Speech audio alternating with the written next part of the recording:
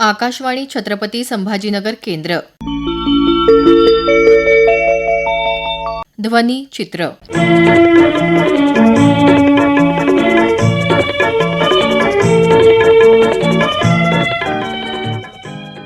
अमृत पराक्रम दिनानिमित्त व्याख्यान, देशमुख पुरस्कार वितरण सोहळा आणि शिक्षकांच्या गुणवंत पाल्यांचा गौरव सोहळा या कार्यक्रमांचा संपादित अंश आज आपण ध्वनिचित्र या कार्यक्रमात ऐकणार आहोत.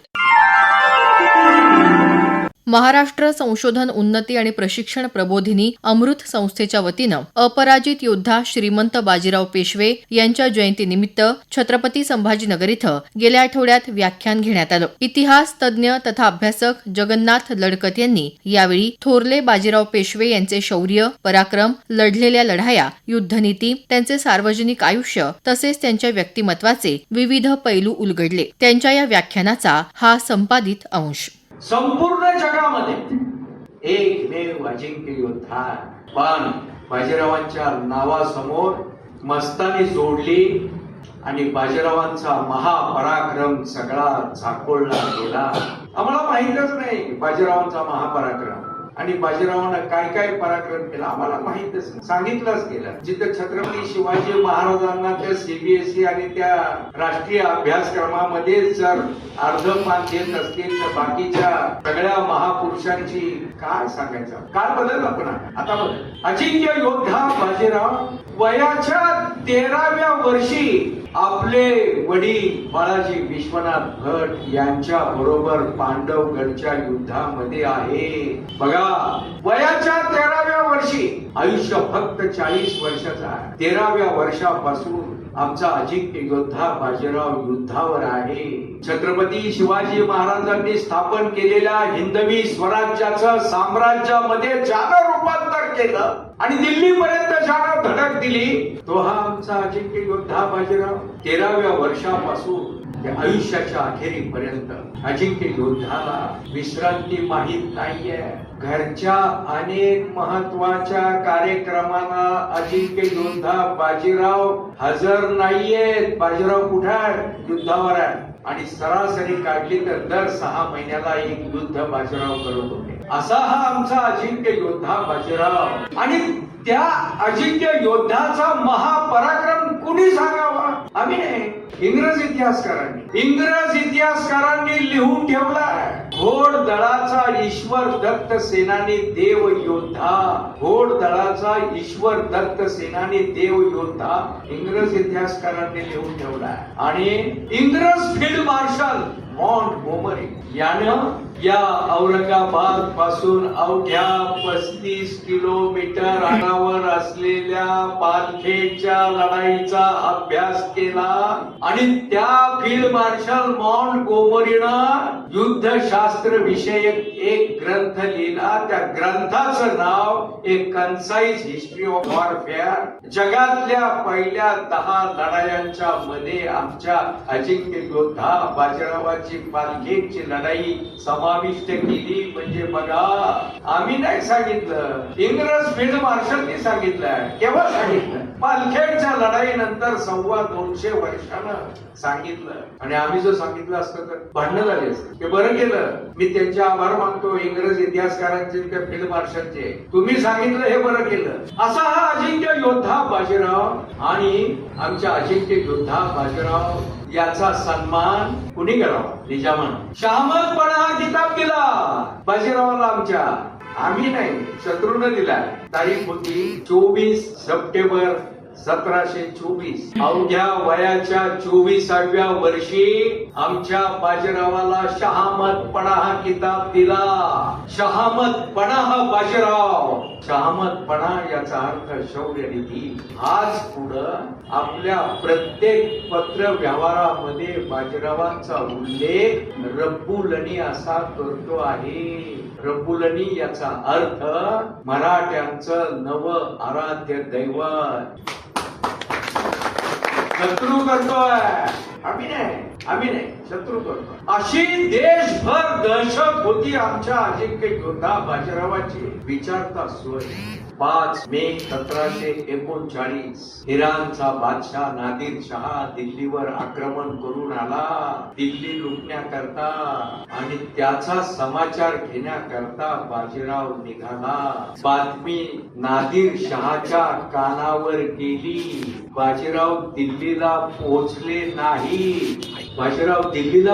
नाही. कानावर बातमी गेली नादिर शहाच्या. बाजीराव निघाला आपला समाचार घ्यायला.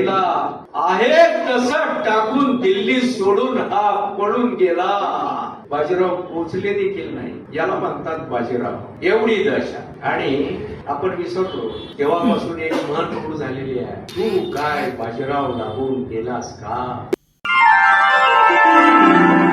मराठवाडा साहित्य परिषदेच्या वतीनं छत्रपती संभाजीनगर इथं देशमुख पुरस्कारांचं वितरण करण्यात आलं. भगवंतराव देशमुख विशेष वाङ्मय पुरस्कार, पुणे इथल्या कल्पना दुधाळे लिखित जारवा या पुस्तकाला, संध्या देशमुख मुळे उत्कृष्ट ग्रंथालय पुरस्कार, रत्नागिरी नगर जिल्हा वाचनालयाचे अध्यक्ष दिलीप पटवर्धन यांना, कुसुमताई देशमुख काव्य पुरस्कार, वाशिम इथले कवी गजानन फुसे यांच्या सरत नाही हंगाम एक कल्ली या काव्यसंग्रहाला, तर कुमार देशमुख नाट्य पुरस्कार मुंबईतले राजीव जोशी यांच्या संगीत त्यागपर्व या नाटकाला प्रदान करण्यात आला. यावेळी प्राध्यापक डॉक्टर जिजा शिंदे यांनी चारही लेखकांच्या साहित्यावर भाष्य केलं. ते म्हणाले,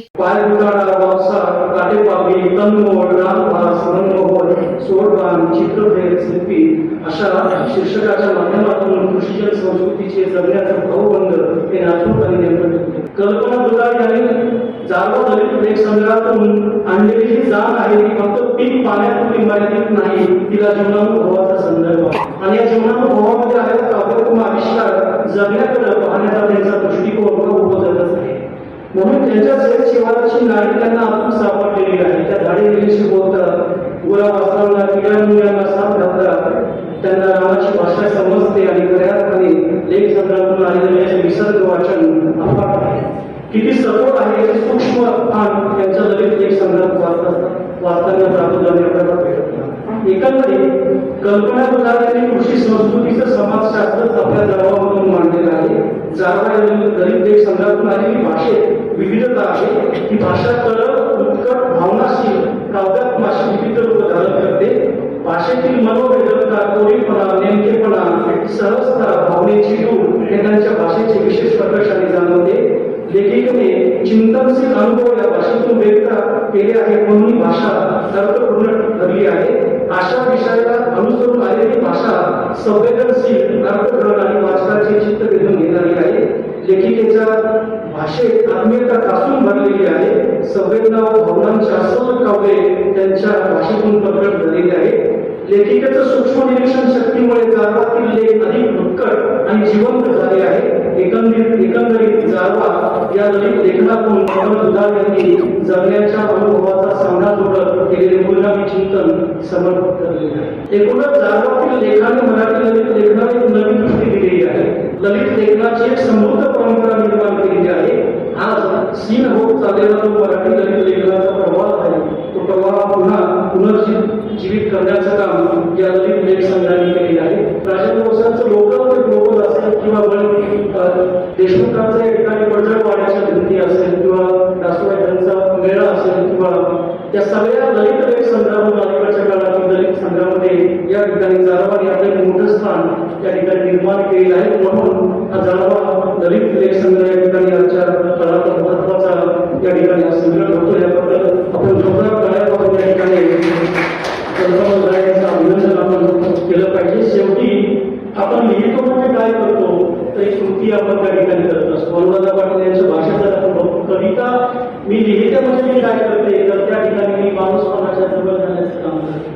ही माणूसपणाच्या जाणीव आहे, ती जाणीव याही दलित लेख संघाच्या माध्यमातून या ठिकाणी दिसते. कल्पना दुधाळे आपण आपल्या सगळ्या जागा बघून आलेले प्रत्येक अनुभव ज्यावेळेस आपण म्हणजे कलेकडेची वाटत होती काही ठिकाणी ज्यावेळेस आपण बघतोय प्रत्येक लेख संघामधून, तर ती जर वाटचाल तुम्हाला करता येईल पुढच्या काळामध्ये तर उत्तमच त्या ठिकाणी तुम्ही कथा सुद्धा लिहू शकता. तुमचं मनोभाव अभिनंदन आहे. जागा म्हणजे लोकांच्या तंतुमनांचा संवाद होय, त्यात बोलाबाबत असतोच पण लोकांच्या वाढीचे खोलवर रुजत जाण्याचे आश्वासन असते. एकूण 24 ललित लेखाच्या माध्यमातून लेखिकेने कृषी संस्कृतीतील जगण्याचे भावबंध ठेवले आहे. पाय उकाडा, वापसा, काटेपांबी, तनमोड, रानभार, मनोहर, सोडवान, चित्रफेर, शिल्पी अशा शीर्षकाच्या माध्यमातून खास अस्सल शब्दकाचा प्रत्यय येतो. इथले ऊन म्हणजे जणू काळाचा पुतळा वाळत राहावा असे असते, तर इथे रोगांची लागवड म्हणजे जणू मायेच्या स्पर्शाने एखादा जिवंत जीवाला जोगवणे वाटू लागते. हे सर्व ललित लेख वाचकांना उत्तम अनुभव देतात. त्यातील संवेदनशीलता वाचकाच्या अंतःकरणाला मिळते. या ललित लेखाची भाषा अस्सल मातीशी नाते सांगणारी आहे. ती कुठेही शब्दबंबाळ अथवा कृत्रिम जाणवत नाही. जीवनाविषयीचे सर्व चिंतन निसर्गाची विविध रूपे राहण्याची अंतर्दृष्टी, भाषेला असलेला उज्ज्वल जिव्हाळा या बाबींमुळे जाणवा ललित लेखाचे पुस्तक अलीकडच्या काळातील अतिशय सुंदर असे ललित गद्य आहे. वाचकाला ते खिळवून ठेवते. त्यामुळे भगवंतराव देशमुख ललित गद्य पुरस्कारासाठी जारवा या ललित लेख संग्रहाची शिफारस करण्यात येत आहे. डॉक्टर आसाराम लोणे. छत्रपती संभाजीनगर इथं मेक देम स्माईल फाउंडेशनच्या वतीनं यशस्वी शिक्षकांच्या गुणवंत पाल्यांचा सत्कार करण्यात आला. डॉक्टर बाबासाहेब आंबेडकर मराठवाडा विद्यापीठाचे कुलगुरू डॉक्टर प्रवीण वक्ते यांनी यावेळी उपस्थित पाल्यांना या शब्दात मार्गदर्शन केलं.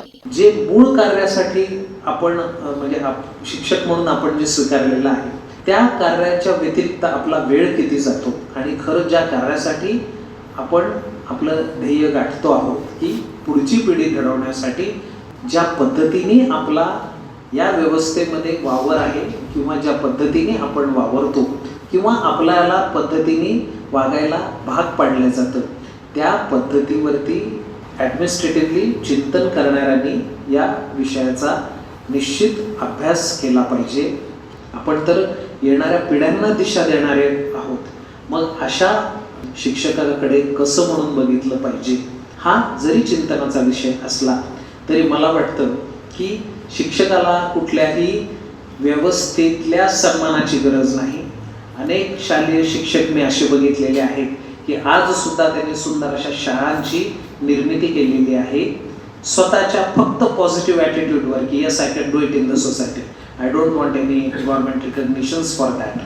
जे गुणवंत विद्यार्थी आहेत मित्रांनो, तुम्ही एक लक्षात घ्या, समाज काय म्हणतो त्याच्यापेक्षा सुद्धा आपल्या पालकांचा या समाजाच्या जडणघडणीमध्ये जो एक विचार राहिलेला आहे किंवा जे श्रम राहिलेले आहेत त्यामुळेच कुठेतरी आज आपल्याला समाज शांत दिसतो आणि जी काही शांतता नांदते आहे ती आपल्या घरातल्या पालकांनी विद्यार्थ्यांना 2 चांगल्या गोष्टी समाजामध्ये सांगितलेल्या आहेत. त्यावरच हे आजचं जे काही सामाजिक स्थैर्य आहे हे टिकून आहे. अनेक वेळा आपण म्हणतो की ज्या देशातला शिक्षक बिथरला तो देश तिथं क्रांती व्हायला वेळ लागत नाही. म्हणून ज्या वेळेला आपण चिंतन करतो तरुण जे विद्यार्थी आहेत त्यांना सांगू शकतो की अलेक्झांडर द ग्रेट यांचं सगळ्या जगावरती पदाक्रांत करत ते निघाले होते. एक देश जिंकत चाललेले होते. त्यावेळेला त्याला एक प्रश्न असा विचारला गेला, त्याच्या सेनापतीला असा प्रश्न विचारला गेला की तुम्ही कसं ठरवता हो की कुठल्या देशावरती हल्ला करायचा आणि असं कसं होतंय की दरवेळेला तुम्ही हल्ला केला की तो देश तुम्ही जिंकूनच घेता, मग तुम्ही हरत नाही कधी. मग असं कसं होतं की what is your strategy of selecting the country on whom you are going to attack. त्याचं उत्तर फार सुंदर आणि समर्पक होतं ज्याचं चिंतन सगळ्यांनीच करायला पाहिजे. तो म्हणाला की कुठलाही देश सिलेक्ट करत असताना आम्ही त्या देशातल्या युवकांचा पहिले अभ्यास करतो आणि ज्या देशातला युवक हा ऐशारामाकडे वळलेला आहे किंवा व्यसनाधीन झालेला आहे अशा देशाचं सिलेक्शन जर आम्ही केलं तर आम्हाला कॉन्फिडन्स आहे की अशा देशाला आम्ही अगदी सहजरित्या आम्ही जिंकू शकतो. युथ आणि विगर हे जे आहे, जसं आता जे बॉटनीचे असतील त्यांना कळेल की एखादं झाड जेव्हा आपण बघतो तर त्या झाडाचं विगर जे असतं, ज्याचं त्या टवटवीतपणा जो असतो त्या झाडाचं चैतन्य त्याचं तारुण्य हे त्या परिस्थितीवर अवलंबून असतं. त्याचप्रमाणे युवक जे आहेत, जे विद्यार्थी आहेत त्यांचे विचार हे जर प्रखर नसतील तर त्या देशाचं भविष्य अंधकारमय होऊ शकतं. ध्वनिचित्राचा हा कार्यक्रम आकाशवाणी छत्रपती संभाजीनगर केंद्राच्या प्रादेशिक वृत्त विभागाने सादर केला. सादरकर्ते समरजित ठाकूर, निर्मिती सहाय्य धनंजय ब्रह्मपूरकर.